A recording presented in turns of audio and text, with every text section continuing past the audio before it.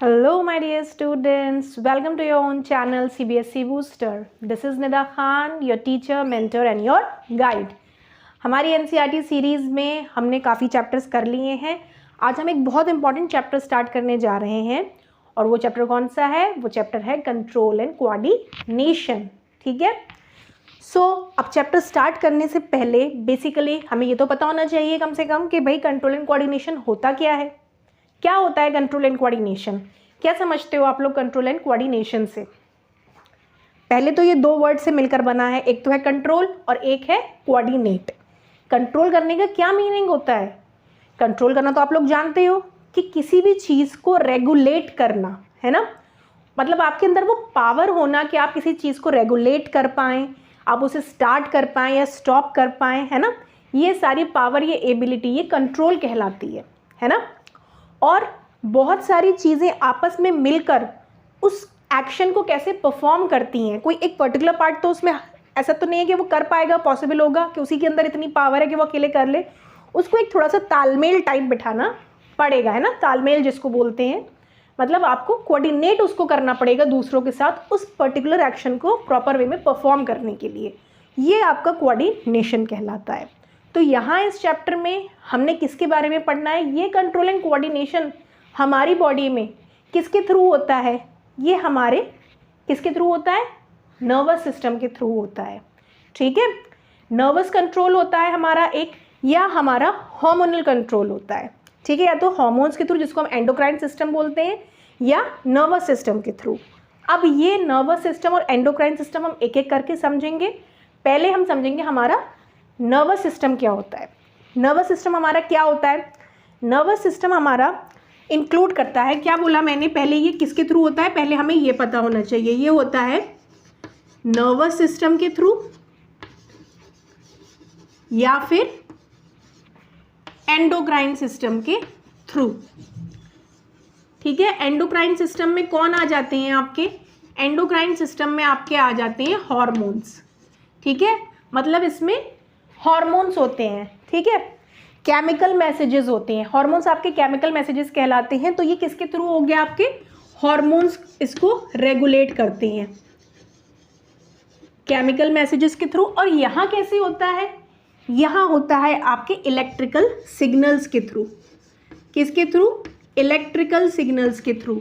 क्यों? क्योंकि इसमें नर्वस कंट्रोल होता है, इसमें नर्व्स इन्वॉल्व होती है. अब नर्व्स क्या होती हैं, एक एक करके हम ये सब चीज़ समझेंगे. ठीक है. तो पहले हमें पता होना चाहिए नर्वस सिस्टम. नर्वस सिस्टम हमारा, अब इसको समझने से पहले थोड़ा सा एग्जाम्पल समझ लेते हैं हम. तो हमें कुछ और बेसिक टर्म्स भी पता होना चाहिए इससे जानने से पहले.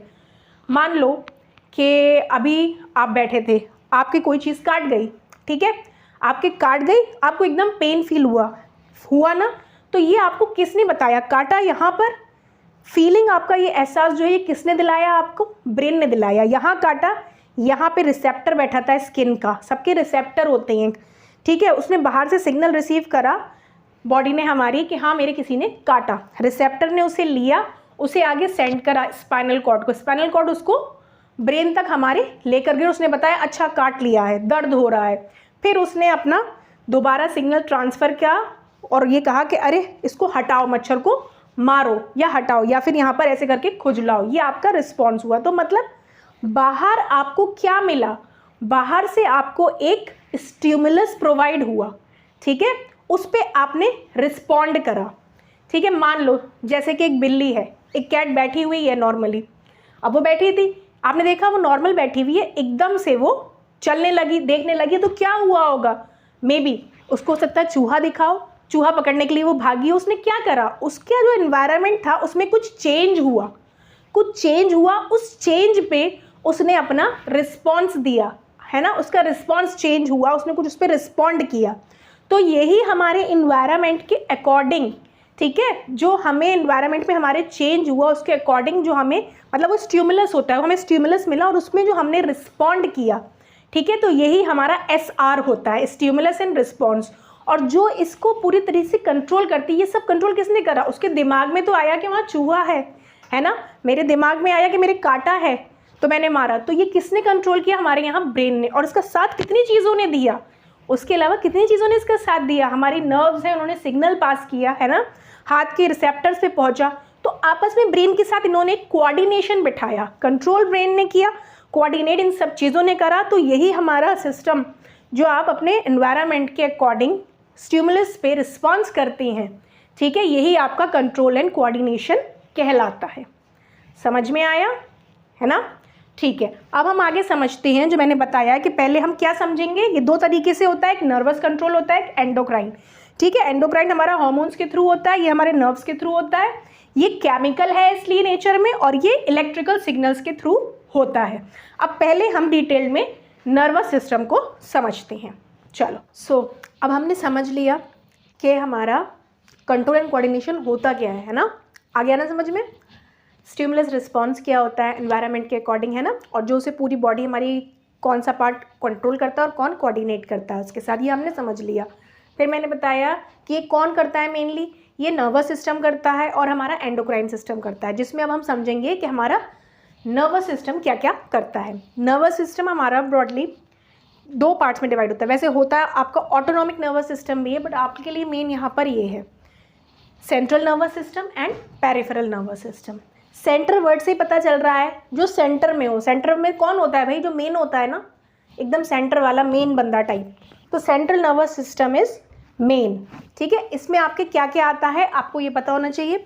सेंट्रल नर्वस सिस्टम में आपका ब्रेन आता है। कौन आता है? ब्रेन। भाई ब्रेन तो बहुत पहले से पढ़ते आ रहे हैं कि कंट्रोल सेंटर है हमारी बॉडी का, सब कुछ वही कंट्रोल करता है। दूसरा कौन आता है आपका? Spinal cord. यूजुअली तो बच्चे यही समझते हैं कि ब्रेन ही सब कुछ कंट्रोल कर रहा है, बट स्पाइनल कॉर्ड का भी हमारा रोल है कंट्रोल एंड कोऑर्डिनेशन में। मतलब ऐसे समझ लो कि 90% अगर ब्रेन कर रहा है तो 10% ये फैसले कि क्या करना है, कहाँ कैसे रिएक्ट करना है, ये कौन करता है?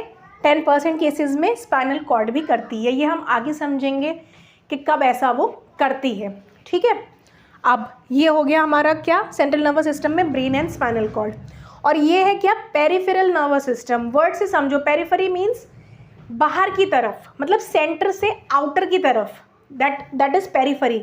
तो ऑब्वियसली सेंट्रल में सेंटर हो गया और उससे जो बाहर को जाए, ठीक है, पेरिफेरी की तरफ, तो that is peripheral nervous system. तो आप यहाँ पर डायग्राम देखो, ये नर्वस सिस्टम का डायग्राम है। ठीक है, तो ये हमारा सारा क्या, ये नसें नहीं होती, नर्व्स को नस से हमें क्या करना है, हमें ऐसा नहीं समझना है, उससे कंफ्यूज नहीं होना है इन दोनों में। वो अलग होती हैं। वो कभी आप देखते हो डॉक्टर के पास जाते हो, वो कहते हैं आपकी नस नहीं मिल रही है, मतलब वो आपकी वेन नहीं मिल रही है। वो जो आपकी वेसल्स होती हैं जिसमें ब्लड फ्लो करता है वो होती हैं, और ये नर्व्स हैं। ठीक है, ये क्या होती हैं? ये आपकी पेरिफेरल नर्वस सिस्टम में आपकी कौन आती हैं? नर्व्स आती हैं। पहले तो आप ये समझो, कौन आती हैं? नर्व्स आती हैं। और ये नर्व्स भी फर्दर क्या होती हैं आपकी? दो टाइप की होती हैं। एक होती हैं आपकी क्रेनियल नर्व्स। कौन सी होती हैं? Cranial nerves. और दूसरी होती हैं आपकी स्पाइनल नर्व्स। वर्ड से ही समझ आ रहा है हमें।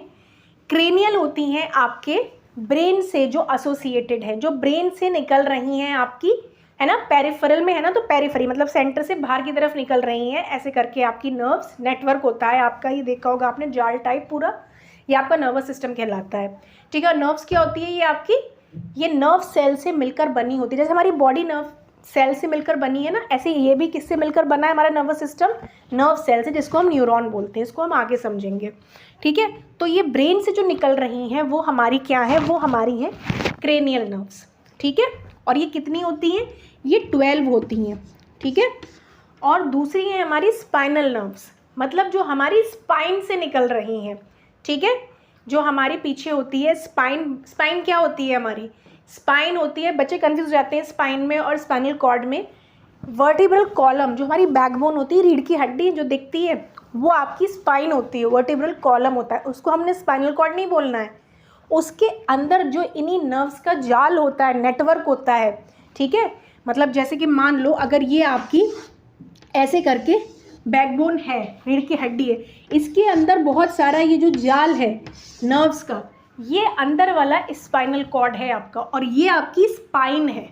ठीक है, वर्टिब्रल कॉलम है या बैकबोन है, स्पाइनल कॉर्ड नहीं है। स्पाइनल कॉर्ड ये है, इसके अंदर जो आपकी नर्व्स प्रेजेंट है। ठीक है, तो क्रेनियल हमारे जो ब्रेन से निकल रही हैं नर्व्स वो होती हैं 12, और जो हमारी इस स्पाइन से निकल रही हूँ तो वो आपकी हो गई स्पाइनल नर्व्स, और ये 31 होती हैं नंबर में। ठीक है, इतना समझ में आया।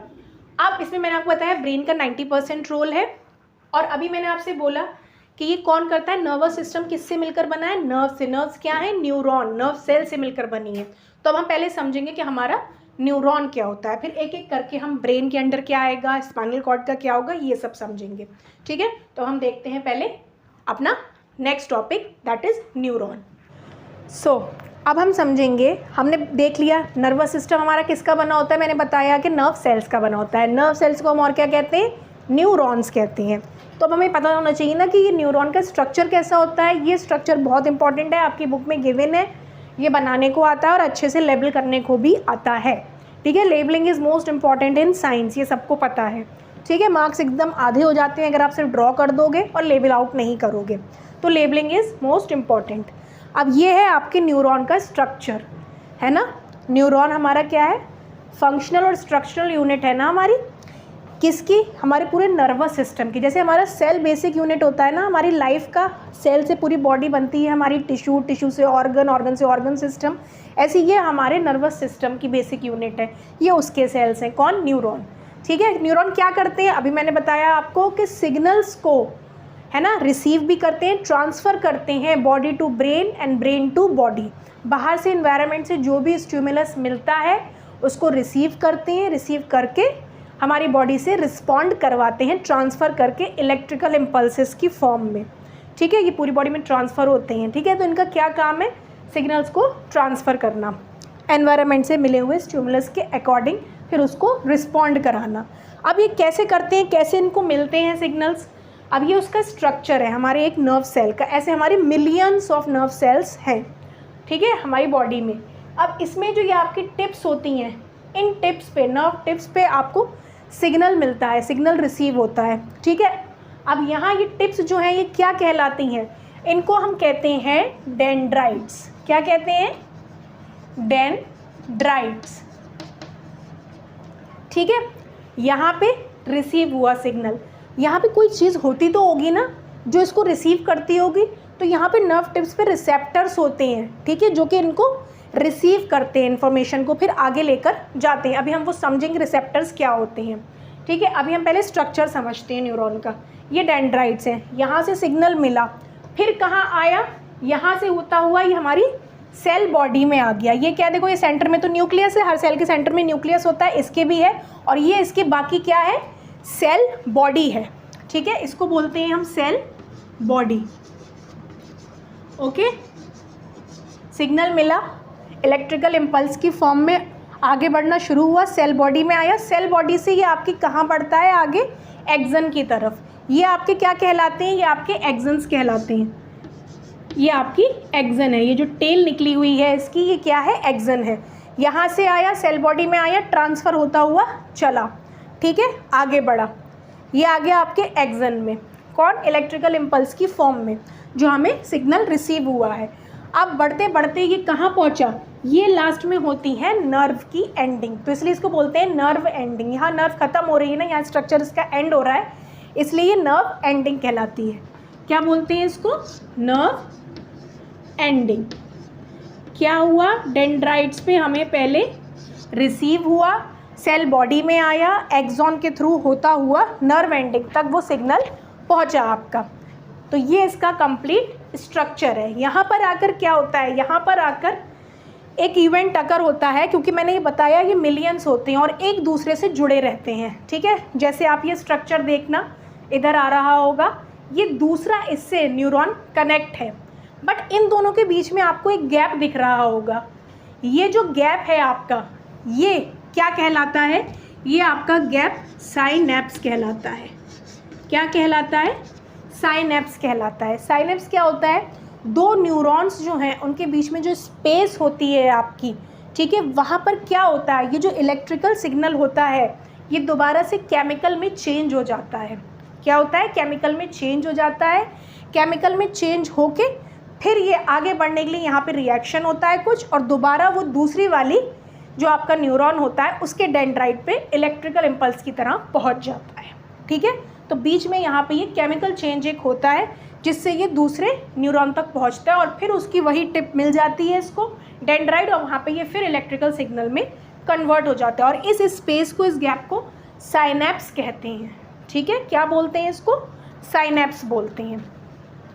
जितना ये स्ट्रॉन्ग होता है उतने ही कहते नहीं है अच्छा ब्रेन की फॉर्मेशन अच्छी होती है उन लोगों की, उतनी अच्छी मेमोराइज होती हैं आपको चीज़, जितने साइनेप्सिस स्ट्रॉन्ग फॉर्म होते हैं, ठीक है। तो ये आपका न्यूरॉन का कंप्लीट स्ट्रक्चर है, इसको आपको बहुत अच्छे से आना चाहिए और अच्छे से इसकी लेबलिंग भी आना चाहिए। अब जब हमने ये समझ लिया ये न्यूरॉन है, तो न्यूरॉन हमारे कुछ टाइप के होते हैं, ठीक है। मैंने क्या बोला? कुछ टाइप के हमारे न्यूरॉन होते हैं। किस किस टाइप के होते हैं ये देखते हैं हम। न्यूरॉन होते हैं हमारे 3 टाइप के, बेसिकली 3 टाइप के न्यूरॉन होते हैं। वो होते हैं हमारे, एक तो होता है सेंसरी न्यूरॉन। क्या होता है? Sensory neuron. सेंसरी वर्ड ही क्या है? सेंसेस से रिलेटेड है। तो इसमें हमें पता चलता है कि इसमें हमारे सेंसेस का बहुत रोल है ना। इस सारे नर्वस सिस्टम में और जो भी हम ये पढ़ रहे हैं कंट्रोल एंड कोऑर्डिनेशन में, सेंसेस का भी बहुत रोल है।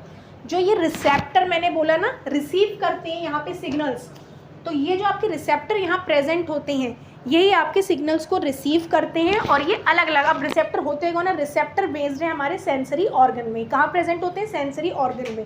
अब सेंसरी ऑर्गन मत पूछना, वो तो बहुत छोटे से पढ़ते आ रहे हो। कौन कौन से सेंसरी ऑर्गन्स हैं? 5 सेंसरी ऑर्गन्स बताओ। स्किन, टंग, आइज, नोज, ईयर, ये सारे पढ़े हैं ना। ये हमारे 5 सेंसरी ऑर्गन है।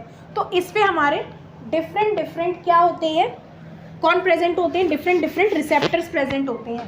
पहले यही समझ लो, ठीक है। डिफरेंट रिसेप्टर प्रेजेंट होते हैं। जैसे सबसे पहले मान लो हमने कौन सा सेंस ऑर्गन लिया? हमने ली आइज, ठीक है। तो आइज पे हमारे कौन से रिसेप्टर प्रेजेंट होंगे?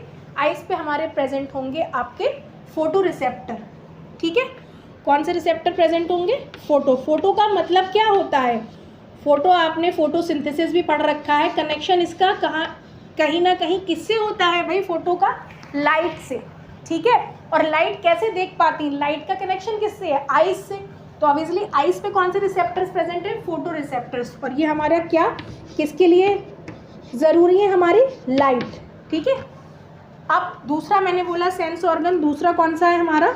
नोज़, ठीक है। नोज़ से हम क्या करते हैं? स्मेल फील करते हैं ना, सेंस कर रहे हैं ये भी हम। तो नोज़ पे तो हमारे कुछ रिसेप्टर्स प्रेजेंट हैं। तो नोज़ पे जो रिसेप्टर हमारा प्रेजेंट होता है वो कौन सा होता है? नोज़ का रिसेप्टर आपका कहलाता है ऑल्फैक्टरी रिसेप्टर। क्या कहलाता है? ऑल्फैक्टरी रिसेप्टर, ठीक है। Olfactory receptor. और ये क्या करेगा? इसका काम होगा स्मेल करना, है ना। नोज़ का तो काम ही यही है। तो ये क्या, कौन सा रिसेप्टर है हमारा? Olfactory receptor. और ये क्या करेगा? स्मेल करेगा। अच्छा ये बताओ, थोड़ा सा साइंस इंग्लिश में जाते हैं कि ये जो हम स्मेल करते हैं और बड़ा सा अच्छा प्लेजर सा फील होता है, तो ऐसी वाली फील को हम क्या बोलेंगे? हम कहेंगे हम स्मेल कर रहे हैं क्या बोलेंगे हम इसको बोलेंगे हम स्निफिंग। इसको बोलते हैं हम स्निफ, ठीक है। ये इंग्लिश का एक अच्छा वर्ड है। क्या बोलते हैं इसको? स्निफ करना, है ना, जिससे हम प्लेजर फील करें स्मेल से, ठीक है। चलो अब नेक्स्ट है हमारा आइज़ हो गया, नोज़ हो गया। अब हम देखते हैं अपना ईयर भी सेंस ऑर्गन है। सुनते हैं हम लोग, इससे ईयर से हम लोग सुनते हैं। तो ईयर हमारा कैसा हो जाएगा? आपका इरेज हो जा रहा है ये। इस पे हमारे प्रेजेंट होते हैं ऑडियो रिसेप्टर्स। कौन प्रेजेंट होते हैं? ऑडियो रिसेप्टर्स, ठीक है। और ऑब्वियसली इनका क्या काम है? इनका रिलेशन है हमारे साउंड से, ठीक है। ये वाला स्टिमुलस रिसीव करते हैं साउंड का, है ना। ये रिसेप्टर्स, ये लाइट का रिसीव करते हैं, देखने का, ये स्मेल का और ये साउंड का। फिर अब हमारा नेक्स्ट क्या है? नेक्स्ट है हमारी स्किन भी हमारी सेंस ऑर्गन है ना। और स्किन हमारी क्या करती है? फील करती है ना, टच से रिलेटेड है। और इस पे जो रिसेप्टर्स प्रेजेंट होते हैं वो कौन से होते हैं आपके? इस पे होते हैं आपके थिग्मो रिसेप्टर्स, ठीक है। क्या कहते हैं हम उनको? Thigmo. The receptors that are present on skin are called thigmo receptors. और इसका कनेक्शन किससे है, ये किसको सेंस करते हैं, कैसे सिग्नल रिसीव करते हैं, आपके टच वाले, है ना। जैसे आपके किसी ने मारा या आपके कोई चीज़ आकर लगी, चोट लगी, तो स्किन ने पे जिस चीज़ ने ये फील करा, तो किसने करा, ये रिसेप्टर्स थे, इन्होंने फील करा और बताया कि भाई ब्रेन तक सिग्नल पहुंचाया कि चोट लगी है, तो हमें फील हुई। ठीक है, ये आपके ये हैं। फिर आपके लास्ट है आपका सेंस ऑर्गन, कौन सा, टंग। और टंग पे आपके कौन से रिसेप्टर्स प्रेजेंट होते हैं, टंग पे आपके होते हैं गस्टेटरी रिसेप्टर्स। ठीक है, टंग पे आपके होते हैं गस्टेटरी रिसेप्टर्स। गस्टेटरी रिसेप्टर्स को ऑब्वियसली क्या वर्क है भाई, टंग है तो क्या काम होगा, टेस्ट करना, है ना। टंग का क्या काम है, टेस्ट करना। ठीक है, तो गस्टेटरी रिसेप्टर किसको सेंस करते हैं, टेस्ट वाली चीज़ों को फील करते हैं और बताते हैं, ओ अच्छा ये खट्टी है, वाह ये मीठी है, ये चटपटी है, सार है ना, स्वीट, ये सारा कौन बताता है, बिटर। ये सब हमारे ये गस्टेटरी रिसेप्टर्स रिसीव करके हमारे ब्रेन तक पहुंचाते हैं और हमें पता चलता है कि ये चीज़ का टेस्ट ऐसा है। ठीक है, तो ये हो गए हमारे सारे रिसेप्टर्स, समझ में आ गए। ठीक है, अब न्यूरॉन हमने समझ लिया, हमने रिसेप्टर समझ लिए। अब हमारे न्यूरॉन कितने टाइप के होते हैं हम वो समझते हैं। ठीक है, पहले इसको इरेज आउट करते हैं फिर समझते हैं। अब हमने समझ लिया न्यूरॉन का स्ट्रक्चर। ठीक है, नर्वस सिस्टम का समझ लिया, नर्वस सिस्टम न्यूरॉन से बना होता है, न्यूरॉन का स्ट्रक्चर कैसा होता है, कैसे वो सिग्नल को पास करता है, ये सब हमने अच्छे से समझ लिया। फिर अब हम समझेंगे टाइप्स ऑफ न्यूरॉन। रिसेप्टर्स भी हमने समझ ली, रिसेप्टर्स पे रिसीव होती है इन्फॉर्मेशन, वो कितने टाइप के होते हैं, कौन कौन उसका काम करते हैं, सेंस ऑर्गन इन्वॉल्व होते हैं उसमें, ये सब भी हमने समझ लिया। अब हम समझेंगे हमारे न्यूरॉन्स कितने टाइप के होते हैं। बेसिकली हमारे न्यूरॉन 3 टाइप्स के होते हैं। एक है हमारा सेंसरी न्यूरॉन, फिर है मोटर न्यूरॉन और फिर है इंटर न्यूरॉन। वर्ड से ही समझ लो, सेंसरी न्यूरॉन मतलब सेंसेस से रिलेटेड है हमारे। ठीक है, किससे, सेंसेस से रिलेटेड। तो इसमें हमारे कौन इन्वॉल्व है, सेंसरी ऑर्गन्स। ठीक है, सेंसरी ऑर्गन्स को जो फॉर्म करते हैं वो है हमारे सेंसरी न्यूरॉन्स। और ये हमारे क्या होते हैं, ये हमारे रिसेप्टर्स होते हैं। जैसे मान लो, वही मैंने आपको एग्जाम्पल दिया कि हमारी किसी चीज़ ने काटा, ठीक है, या हमारे चोट लगी, तो यहाँ पर हमारी स्किन जो है ये सेंस ऑर्गन है, इस पर हमारे क्या हैं, इस पर हमारे रिसेप्टर्स प्रेजेंट हैं। ठीक है, कौन से रिसेप्टर प्रेजेंट है स्किन में, अभी बताए थे थिग्मो रिसेप्टर। उन्होंने सिग्नल बाहर से रिसीव करा कि काटा गया, लेकर वो स्पाइनल कॉर्ड तक पहुँचे, स्पाइनल कॉर्ड ने उसको पास करा ब्रेन तक। ठीक है, कहाँ पास करा, ब्रेन को। तो ये जो हमें रिसीव हुआ, तो ये किसके थ्रू हुआ, सेंसरी न्यूरॉन्स के, जो जिन्होंने इनमें काम किया यहाँ से यहाँ तक, ये कौन थे, सेंसरी न्यूरॉन थे। ठीक है, जिसने ये किया, तो ये आपके सेंसरी न्यूरॉन कहलाती हैं। और ये क्या करते हैं, ये ब्रेन तक नहीं कहना चाहिए, हमें कहना चाहिए CNS तक, हमारे सेंट्रल नर्वस सिस्टम तक सिग्नल्स को लेकर जाते हैं। लेकर गया ना, यहाँ से ये पहुँचा, यहाँ काटा, लेकर स्पाइनल के थ्रू पहुँच गया, मतलब स्पाइन में भी पास किया और आपके ब्रेन तक पहुँचा, तो कंप्लीट आपका सेंट्रल नर्वस सिस्टम इन्वॉल्व हुआ इसमें।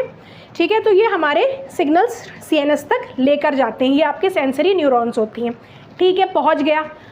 अब पहुँचने के बाद जो हमारा ब्रेन उसमें रिएक्ट करता है, जो रिस्पॉन्स देता है ना, करवाता है कि उसे पता चलता है ओहो दर्द हुआ, चोट लगी या काटा किसी ने। ठीक है, तो वो मसल्स को रिस्पॉन्स करता है, वहाँ पे मसल एक्ट हो जाती हैं, वो कहती हैं भाई यहाँ पर काटा है तो खुजलाओ या इस मच्छर को मारो, हटाओ, तकलीफ़ का एहसास। तो ये किसने कराया, अब अभी हमारे यहाँ पर जो मसल्स पे प्रेजेंट है, ये ग्लैंड्स हैं, उन्होंने हमें इसे बताया कि ऐसा हुआ। तो ये क्या हुआ, अब हमारे ये कौन इन्वॉल्व हुआ इसमें, हमारे सेकंड टाइप के न्यूरॉन इन्वॉल्व हुए, जो है मोटर न्यूरॉन। ठीक है, ये आपके मसल्स और ग्लैंड्स में होते हैं प्रेजेंट, और ये आपको बताते हैं, इसीलिए इनको नाम दिया, इन्होंने रिसीव करा रिसेप्टर और इन्होंने इफेक्ट करवाया कि क्या एक्शन लेना है, क्या करना है।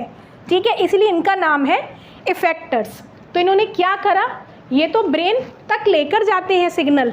ठीक है, और ये वहाँ से लेकर आते हैं, वहाँ दिमाग ने काम करा, बताया कि भाई ऐसी सिचुएशन में ऐसा करो। ठीक है, तो ये सिग्नल लेकर आया CNS से और ऐसा करो ये बताया, तो ये क्या हुए, हमारे इफेक्टर हुए। तो ये टू द CNS लेकर जाते हैं और ये CNS से लेकर आते हैं हमारे सिग्नल। अब आते हैं जाते हैं ये तो देख लिया। अरे भाई कोई तो रास्ता होगा, कोई तो बीच में होता होगा जो इनको हेल्प करता होगा इस आने जाने में। तो जो इस आने जाने में हेल्प करता है, इन दोनों के बीच में एक कनेक्शन बनाता है, एक कोऑर्डिनेशन पैदा करवाता है। जो मैंने बताया ना कि तालमेल जब होता है, आपस में कोऑर्डिनेट होती हैं और भी ऑर्गन्स आपके, तो वही आपका कोऑर्डिनेशन कहलाता है। कंट्रोल तो आपका सेंटर है ही ब्रेन, और जो और चीज़ों के साथ मिलकर ये कोऑर्डिनेट करके करवाता है कोई एक्शन, वो कोऑर्डिनेशन कहलाता है। तो कौन है यहाँ पर जो कोऑर्डिनेट कराता है, कनेक्शन बनाता है? वो हैं आपके इंटर न्यूरॉन्स। इनको हम रिले न्यूरॉन्स भी कहते हैं। समझ में आया? रिसीव हुआ, रिसेप्टर, सेंसेस इन्वॉल्व हैं, तो ये है आपके सेंसरी न्यूरॉन्स। ठीक है, ये आपके ब्रेन तक लेके जाते हैं मैसेज, हुआ ऐसा हुआ, ठीक है, पहुंचा दिया। फिर वहाँ से जो वो आपका रिस्पॉन्स देता है और इफेक्टर्स तक लाता है आपका, जिसमें मसल्स और ग्लैंड्स इन्वॉल्व होते हैं, तो ये आपके होते हैं मोटर न्यूरॉन्स। और जो इन दोनों के बीच में हेल्प करता है इनको, ठीक है, दोनों को कनेक्ट करता है, दोनों को कोऑर्डिनेट करवाता है, वो आपके होते हैं इंटर या रिले न्यूरॉन्स। ओके, अच्छे से समझ में आया? ठीक है, आज हम लोग इतना रखते हैं इसको। अब कल हम लोग इसमें हमारा नर्वस सिस्टम में, सेंट्रल नर्वस सिस्टम में ब्रेन और स्पाइनल कॉर्ड को अच्छे से डिटेल में समझेंगे। So okay, that's all for today. Have a nice day and do like and subscribe and share it with others.